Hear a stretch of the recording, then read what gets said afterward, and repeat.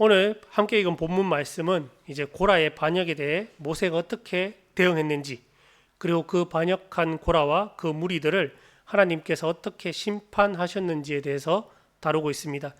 고라의 반역은 표면적으로는 모세와 아론에 대한 반발이었습니다.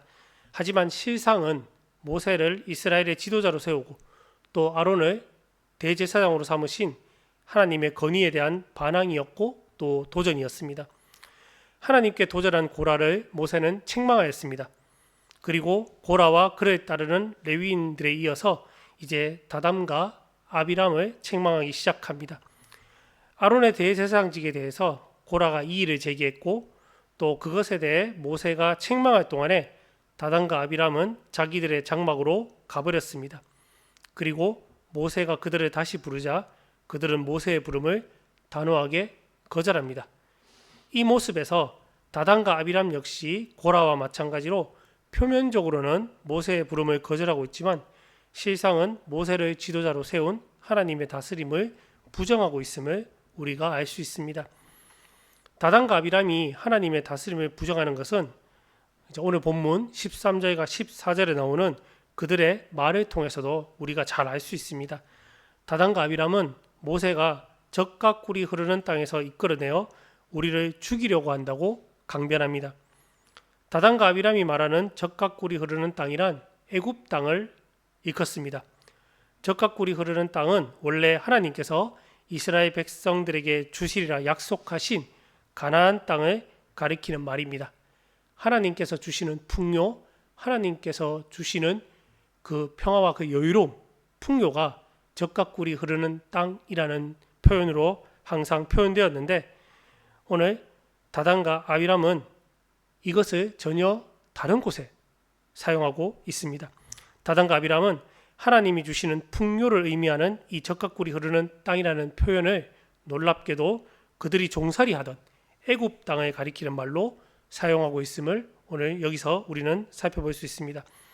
그들은 애굽 사람들의 종으로서 멸시와 천대를 받던 삶이 지금 이곳 광야에서의 생활보다 훨씬 나았다고 생각하고 그리워했습니다. 그러면서 모세가 왕이 되려고 사람들의 눈을 뺀다, 다시 말해 속인다고 비난하였습니다.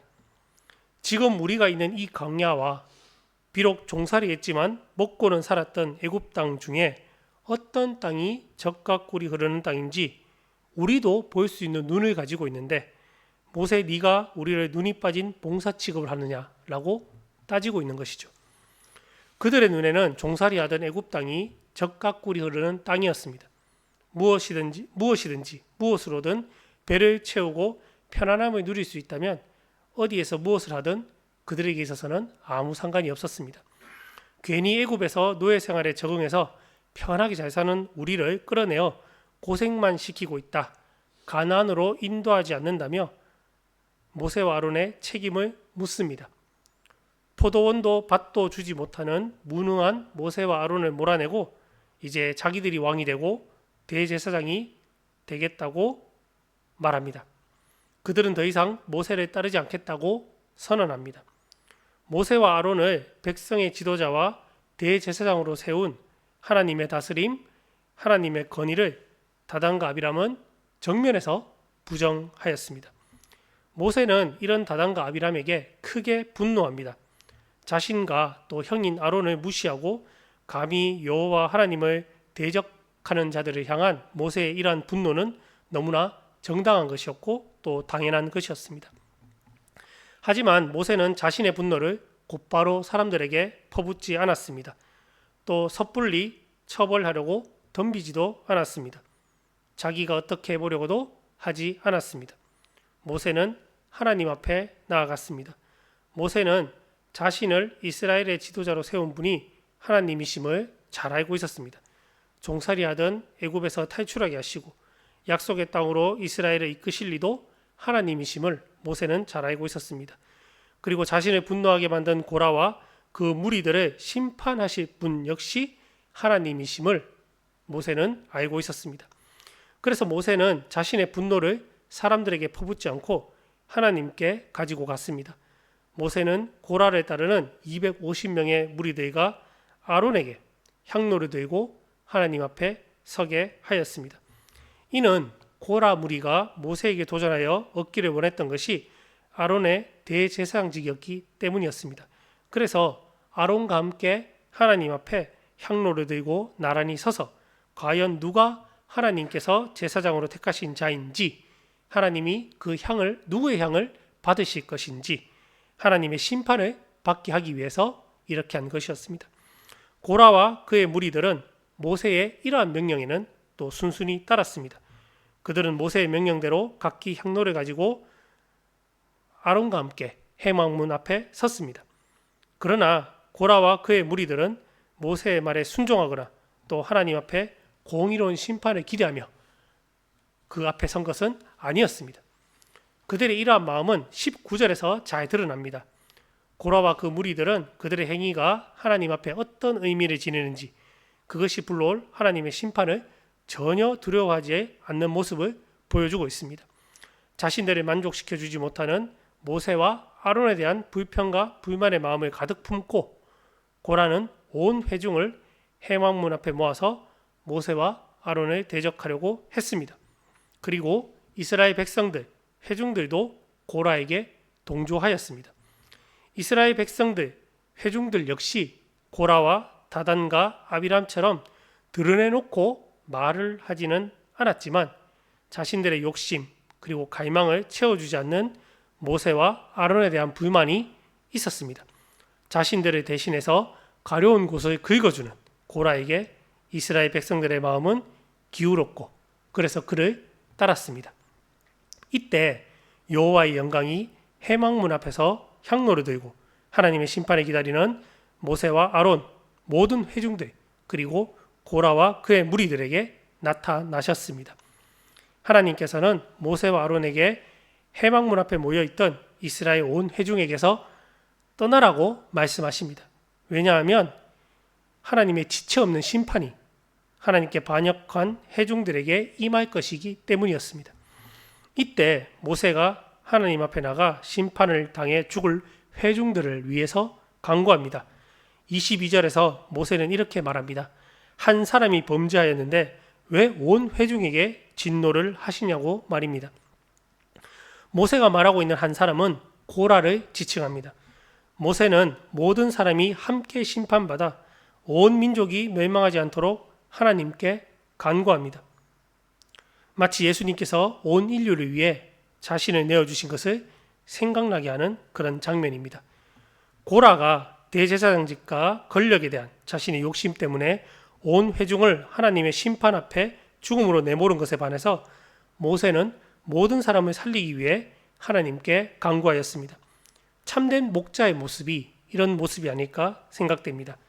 하나님께서는 순식간에 고라와 반역자들에게 동조해 그 범죄한 이스라엘 백성들을 멸하고자 하셨습니다. 하지만 모세의 간구를 들으시고 회중들로 하여금 다가올 심판에서 피할 길을 열어주셨습니다.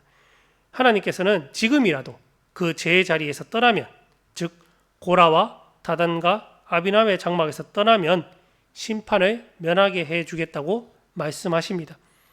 하나님은 고라의 장막이 성막이 될 수 없을 뿐더러 또 죽을 수밖에 없는 죄의 자리임을 분명하게 하셨습니다.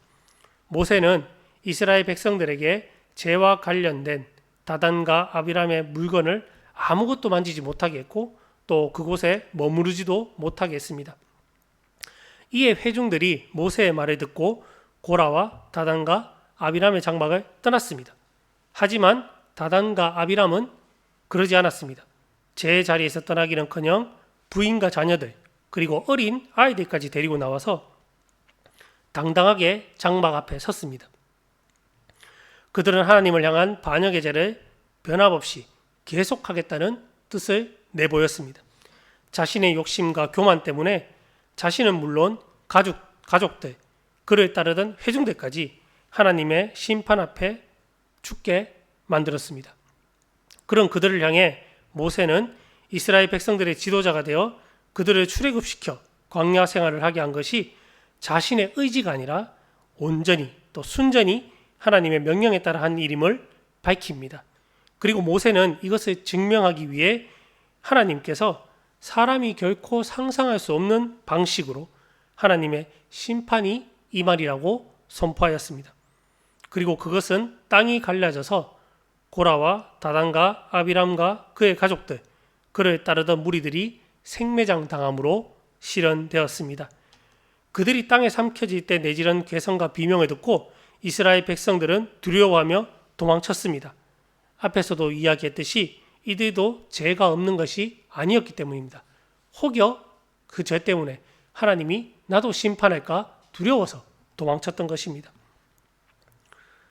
회중들은 자기 마음의 불만, 탐욕, 이기심을 대신 말해준 고라에게 동조했기 때문에 하나님의 심판이 자기에게도 임할까 두려워했던 것이었죠.